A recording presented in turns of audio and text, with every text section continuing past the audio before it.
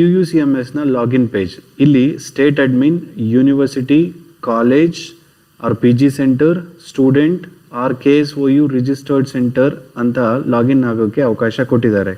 ಅವರೆಲ್ಲರೂ ಆಲ್ರೆಡಿ ಇರುವಂಥ user name ಮತ್ತು ಪಾಸ್ವರ್ಡ್ನ ಎಂಟ್ರಿ ಮಾಡಿ, ಕ್ಯಾಪ್ಚಾನ ಎಂಟ್ರಿ ಮಾಡಿ ಲಾಗಿನ್ ಆಗ್ಬೋದು. ಆದರೆ ನಾವಿನ್ನೂ ರಿಜಿಸ್ಟ್ರೇಷನ್ ಮಾಡಿಲ್ಲ, ಸೊ ಹಾಗಾಗಿ ರಿಜಿಸ್ಟ್ರೇಷನ್ ಮಾಡಬೇಕು. ಸೊ ಇಲ್ಲಿ ನ್ಯೂ ಕ್ಯಾಂಡಿಡೇಟ್ ರಿಜಿಸ್ಟ್ರೇಷನ್ ಅಂತ ಇದೆ. ಇದೊಂದು ಹೈಪರ್ ಲಿಂಕು. ಇದನ್ನು ಕ್ಲಿಕ್ ಮಾಡಿದ್ರೆ ನಮಗೆ ಒಂದು ಫಾರ್ಮ್ ಓಪನ್ ಆಗುತ್ತೆ. ಈ ಒಂದು ಫಾರ್ಮಲ್ಲಿ 5 ಹೆಡ್ಡಿಂಗ್ಸಲ್ಲಿ ನಾವು ಡೇಟಾನ ಫಿಲ್ ಮಾಡಬೇಕಾಗತ್ತೆ. ಸೊ ಯಾವ್ದ್ಯಾವುದು 5 headings? Personal details, photo signature, category or special category, quota details and previous education details. So ಈ 5 ಹೆಡ್ಡಿಂಗಲ್ಲಿ ನಾವು ಇನ್ಫಾರ್ಮೇಷನ್ನ ಎಂಟ್ರಿ ಮಾಡಿ ಡಾಕ್ಯುಮೆಂಟ್ಸ್ನ ಅಪ್ಲೋಡ್ ಮಾಡಬೇಕಾಗತ್ತೆ. ಮೊದಲಿಗೆ ಪರ್ಸನಲ್ ಡೀಟೇಲ್ಸ್ನಲ್ಲಿ ಆಧಾರ್ ವ್ಯಾಲಿಡೇಷನ್ ಮಾಡಬೇಕಿದೆ.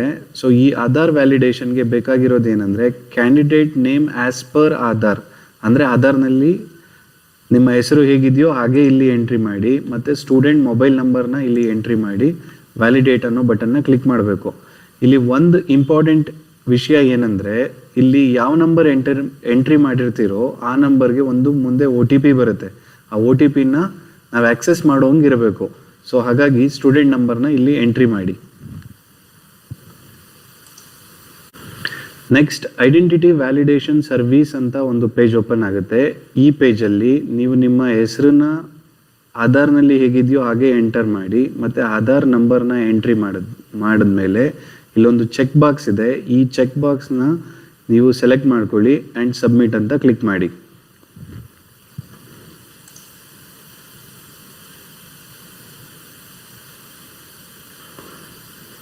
ನೆಕ್ಸ್ಟ್ ಇಮಿಡಿಯೇಟ್ ಆಗಿ ನಿಮಗೆ ಆಧಾರ್ ವ್ಯಾಲಿಡೇಷನ್ ಕಂಪ್ಲೀಟೆಡ್ ಸಕ್ಸಸ್ಫುಲಿ ಅಂತ ಒಂದು ಪಾಪಪ್ ಮೆಸೇಜ್ ಬರುತ್ತೆ. Then click on okay. Next ನಾವು ಕರ್ನಾಟಕ PU ಬೋರ್ಡ್ ಡೀಟೇಲ್ಸ್ನ ಎಂಟ್ರಿ ಮಾಡಬೇಕಿದೆ. ಸೊ ಅಂದರೆ PU ರಿಜಿಸ್ಟರ್ ನಂಬರ್ ಮತ್ತು ಕಂಪ್ಲೀಷನ್ ಇಯರ್. ಸೊ ನೀವೇನಾದರೂ 2023 ಮಾರ್ಚಲ್ಲಿ ಕಂಪ್ಲೀಟ್ ಮಾಡಿದರೆ ಇಲ್ಲಿ ಮಾರ್ಚ್ MAR 2023 ಅಂತ ಟೈಪ್ ಮಾಡಿ ಫೆಚ್ ಅನ್ನೋ ಬಟನ್ನ ಕ್ಲಿಕ್ ಮಾಡಬೇಕು. ಫೆಚ್ ಬಟನ್ ಕ್ಲಿಕ್ ಮಾಡ್ತಿದ್ದಾಗೆ ನಿಮ್ಮ ಪರ್ಸನಲ್ ಡೀಟೇಲ್ಸ್ನಲ್ಲಿ ಕೆಲವೊಂದಷ್ಟು ಡೇಟಾ ಫೀಲ್ಡ್ಸ್ನಲ್ಲಿ ನಿಮ್ಮ ಡೇಟಾ ಫೆಚ್ ಆಗಿರುತ್ತೆ. ಅಂದರೆ PUC ಡೇಟಾಬೇಸಿಂದ ಇಲ್ಲಿಗೆ ಡೇಟಾ ಬಂದಿರುತ್ತೆ. ಸೊ ಯಾವ್ದ್ಯಾವ್ದು ಬಂದಿದೆ ಅಂತ ಹೇಳಿದ್ರೆ gender, father name, mother name, ನಿಮ್ಮ date of birth and address ಬಂದಿರುತ್ತೆ. ಸೊ ಉಳಿದಂಥ ಡೇಟಾ ಫೀಲ್ಡ್ಸ್ನ ನೀವು ಮ್ಯಾನ್ಯುಯಲ್ ಆಗಿ ಎಂಟ್ರಿ ಮಾಡಿ. ನೆಕ್ಸ್ಟ್ ಪರ್ಮನೆಂಟ್ ಅಡ್ರೆಸ್, ಇದರಲ್ಲಿ ಸ್ಟೇಟ್ ಹಾಗೆ ಡಿಸ್ಟ್ರಿಕ್ಟ್ ಆ್ಯಂಡ್ ತಾಲೂಕ್, ಇದರಲ್ಲಿ ಡ್ರಾಪ್ ಡೌನ್ ಲಿಸ್ಟಿಂದ ನಿಮ್ಮ ಸ್ಟೇಟ್, ತಾಲೂಕ್ ಹಾಗೆ ಡಿಸ್ಟ್ರಿಕ್ಟ್ನ ಸೆಲೆಕ್ಟ್ ಮಾಡಿಕೊಂಡು ಪಿನ್ ಕೋಡ್ನ ಎಂಟ್ರಿ ಮಾಡಿ. ಹಾಗೆ ನಿಮ್ಮ ಕರೆಂಟ್ ಅಡ್ರೆಸ್ ಮತ್ತು ಪರ್ಮನೆಂಟ್ ಅಡ್ರೆಸ್ ಎರಡೂ ಕೂಡ ಒಂದೇ ಆಗಿದ್ದರೆ ಇಲ್ಲೊಂದು ಚೆಕ್ ಬಾಕ್ಸ್ ಕೊಟ್ಟಿದ್ದಾರೆ. ಏನಂತ ಹೇಳ್ತಿದೆ? ಸೇಮ್ ಆ್ಯಸ್ ಪರ್ಮನೆಂಟ್ ಅಡ್ರೆಸ್ ಅಂತ. ಸೊ ಎರಡೂ ಕೂಡ ಒಂದೇ ಅಡ್ರೆಸ್ ಆಗಿದ್ದರೆ ಇದನ್ನು ಸೆಲೆಕ್ಟ್ ಮಾಡಿ. ಇಲ್ಲ ಅಂತ ಹೇಳಿದ್ರೆ ಬೇರೆ ಬೇರೆ ಅಡ್ರೆಸ್ ಇದ್ದರೆ ಸೊ ಅಡ್ರೆಸ್ನ ಇಲ್ಲಿ ಡೇಟಾ ಎಂಟ್ರಿ ಮಾಡ್ಕೊಳ್ಳಿ. ಇಲ್ಲಿ ಪಾಸ್ವರ್ಡ್ನ ಕ್ರಿಯೇಟ್ ಮಾಡಬೇಕಿದೆ. ಪಾಸ್ವರ್ಡ್ನ ಕ್ರಿಯೇಟ್ ಮಾಡೋದಕ್ಕೆ ಇಲ್ಲಿ ರೂಲ್ಸ್ ಇದೆ. ಸೊ ಈ ರೂಲ್ಸ್ ಪ್ರಕಾರ ನೀವು ನಿಮ್ಮ ಪಾಸ್ವರ್ಡ್ನ ಕ್ರಿಯೇಟ್ ಮಾಡ್ಕೊಳ್ಳಿ. ಮತ್ತು ಕ್ರಿಯೇಟ್ ಅಂದರೆ ಇಲ್ಲಿ ಫೀಡ್ ಮಾಡಿ. ಇಲ್ಲಿ ಜನರೇಟ್ OTP ಅಂತ ಇದೆ, ಈ ಬಟನ್ನ ಕ್ಲಿಕ್ ಮಾಡಿ. ನೆಕ್ಸ್ಟ್ ನಿಮ್ಮ ಮೊಬೈಲ್ ನಂಬರ್ಗೆ ಬಂದಿರುವಂಥ OTPನ ಇಲ್ಲಿ ಎಂಟ್ರಿ ಮಾಡಿ. ವೆರಿಫೈ ಬಟನ್ನ ಕ್ಲಿಕ್ ಮಾಡಿ. ಸೊ ನೆಕ್ಸ್ಟ್ ಇಲ್ಲಿ OTP ವೆರಿಫೈಡ್ ಸಕ್ಸಸ್ಫುಲಿ ಅಂತ ಒಂದು ಮೆಸೇಜ್ ಬಂದಿರುತ್ತೆ. ಹಾಗೆ ಕ್ಯಾಪ್ಚಾ ಎಂಟ್ರಿ ಮಾಡೋದಕ್ಕೆ ಸ್ಪೇಸ್ ಕ್ರಿಯೇಟ್ ಆಗಿರುತ್ತೆ. ಇಲ್ಲಿ ಬಂದಿರುವಂಥ ಕ್ಯಾಪ್ಚಾವನ್ನು ಎಂಟ್ರಿ ಮಾಡಿ ಆ್ಯಂಡ್ ಸೇವ್ ಆ್ಯಂಡ್ ಕಂಟಿನ್ಯೂ ಬಟನ್ನ ಕ್ಲಿಕ್ ಮಾಡಿ. ನೆಕ್ಸ್ಟ್ ಫೋಟೋ ಆ್ಯಂಡ್ ಸಿಗ್ನೇಚರ್ ಪೇಜ್ನಲ್ಲಿ ಈಗ ಆಲ್ರೆಡಿ ಸ್ಕ್ಯಾನ್ ಮಾಡಿರುವಂಥ ಫೋಟೋಗ್ರಾಫ್ ಆ್ಯಂಡ್ ಸಿಗ್ನೇಚರ್ನ ಅಪ್ಲೋಡ್ ಮಾಡಬೇಕು. ಸೊ ಹಾಗಾಗಿ ಫಸ್ಟ್ ಫೋಟೋಗ್ರಾಫ್ನ ಸೆಲೆಕ್ಟ್ ಮಾಡಬೇಕು. ಚೂಸ್ ಫೈಲ್ ಅಂತ ಹೇಳಿದ್ದೀನಿ. ಫೋಟೋಗ್ರಾಫ್ನ ತೊಗೊಂಡಿದ್ದೀನಿ. ಹಾಗೆ ಸಿಗ್ನೇಚರ್ನು ಕೂಡ ತೊಗೋತಾ ಇದ್ದೀನಿ. ಸೊ ಸೆಲೆಕ್ಟ್ ಮಾಡ್ಕೊಂಡಿದ್ದೀನಿ. ಸೊ ಸೇವ್ ಆ್ಯಂಡ್ ಕಂಟಿನ್ಯೂ ಅನ್ನೋ ಬಟನ್ನ ಕ್ಲಿಕ್ ಮಾಡಿದ್ರೆ ಆಯಿತು. ಈ ಒಂದು ಕೆಟಗರಿ ಆರ್ ಸ್ಪೆಷಲ್ ಕೆಟಗರಿ ಪೇಜ್ನಲ್ಲಿ ಫಸ್ಟ್ ನಿಮ್ಮ ರಿಲಿಜಿಯನ್, ಕೆಟಗರಿ ಹಾಗೆ ಕ್ಯಾಸ್ಟ್ನ ಡ್ರಾಪ್ ಡೌನ್ ಲಿಸ್ಟಲ್ಲಿ ಸೆಲೆಕ್ಟ್ ಮಾಡ್ಕೊಳ್ಳಿ. ಹಾಗೆ ಫ್ಯಾಮಿಲಿ ಇನ್ಕಮ್ನ ಎಂಟ್ರಿ ಮಾಡಿ. Next verify documents. ಈ ಒಂದು ವೆರಿಫೈಡ್ ಡಾಕ್ಯುಮೆಂಟ್ಸ್ ನಲ್ಲಿ ನಿಮ್ಮ ಕ್ಯಾಸ್ಟ್ ಸರ್ಟಿಫಿಕೇಟ್ ಅಲ್ಲಿ ಒಂದು ಆರ್ ಡಿ ನಂಬರ್ ಅಂತ ಇರುತ್ತೆ. ಆ ಆರ್ ಡಿ ನಂಬರ್ನ ಇಲ್ಲಿ ಎಂಟ್ರಿ ಮಾಡಿ ಮತ್ತೆ ವೆರಿಫೈ ಅಂತ ಕೊಡಿ.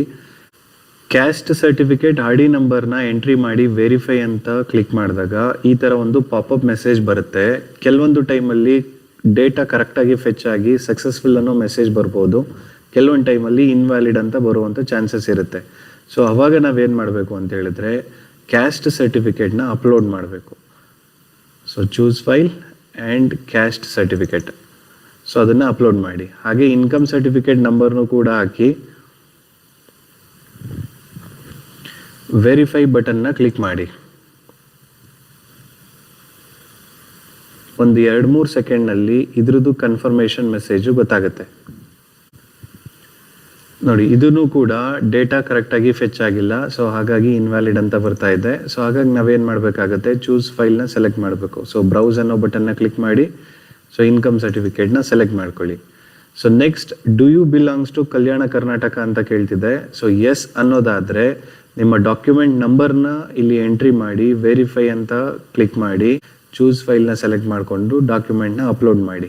ಸೊ ಇಲ್ಲಿ ಸದ್ಯಕ್ಕೆ ನನಗೆ ಕಲ್ಯಾಣ ಕರ್ನಾಟಕ ರಿಸರ್ವೇಷನ್ ಕ್ಲೈಮ್ ಮಾಡ್ತಿಲ್ಲ, ಸೊ ಹಾಗಾಗಿ ನೋ.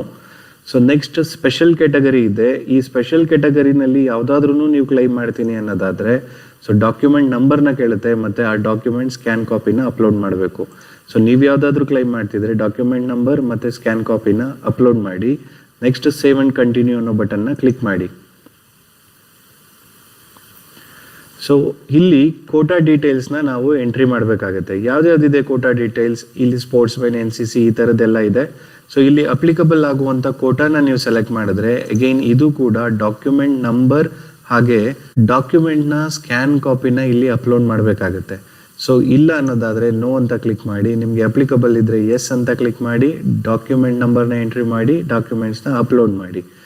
ಸೊ ಇಲ್ಲಿ ನನಗೆ ಯಾವುದು ಅಪ್ಲಿಕಬಲ್ ಇಲ್ಲ, ಸೊ ಹಾಗಾಗಿ ನಾನು ಸೇವ್ ಆ್ಯಂಡ್ ಕಂಟಿನ್ಯೂ ಅಂತ ಕೊಡ್ತಾ ಇದ್ದೀನಿ. ಈ ಒಂದು ಪ್ರೀವಿಯಸ್ ಎಜುಕೇಷನ್ ಡೀಟೇಲ್ಸ್ನಲ್ಲಿ ನಿಮ್ಮ 10th ಸ್ಟ್ಯಾಂಡರ್ಡ್ ಎಜುಕೇಷನ್ ಡೀಟೇಲ್ಸ್ನ ಎಂಟ್ರಿ ಮಾಡಬೇಕು. ಸೊ ಇಲ್ಲಿ ಕೊಟ್ಟಿರುವಂಥ ಡ್ರಾಪ್ ಡೌನ್ನಲ್ಲಿ ನಿಮ್ಮ ಬೋರ್ಡ್ ನೇಮ್, SSLC ಬೋರ್ಡ್ ನೇಮ್ನ ಸೆಲೆಕ್ಟ್ ಮಾಡ್ಕೊಳ್ಳಿ. ಹಾಗೆ ರಿಜಿಸ್ಟರ್ ನಂಬರ್ ಹಾಕಿ ನಿಮ್ಮ ಮಾರ್ಕ್ಸ್ ಕಾರ್ಡ್ನ ಅಪ್ಲೋಡ್ ಮಾಡಿ. Next 12th PUC details already fetch ಆಗಿದೆ. ಯಾಕಂದರೆ ಪರ್ಸ್ನಲ್ ಡೀಟೇಲ್ಸ್ ಎಂಟ್ರಿ ಮಾಡುವಾಗ PU ರಿಜಿಸ್ಟರ್ ನಂಬರ್ನ ಹಾಕಿ ಫೆಚ್ ಅನ್ನೋ ಬಟನ್ನ ಕ್ಲಿಕ್ ಮಾಡಿರ್ತೀವಿ. ಸೊ ಹಾಗಾಗಿ ಇಲ್ಲೆಲ್ಲ ಡೀಟೇಲ್ಸ್ ಫೆಚ್ ಆಗಿರುತ್ತೆ. ಸೊ ನೀವು ಈ ಎಲ್ಲ ಡೀಟೇಲ್ಸ್ ಕರೆಕ್ಟ್ ಇದೆಯಾ ಇಲ್ವಾ ಅಂತ ಚೆಕ್ ಮಾಡ್ಕೊಳ್ಳಿ.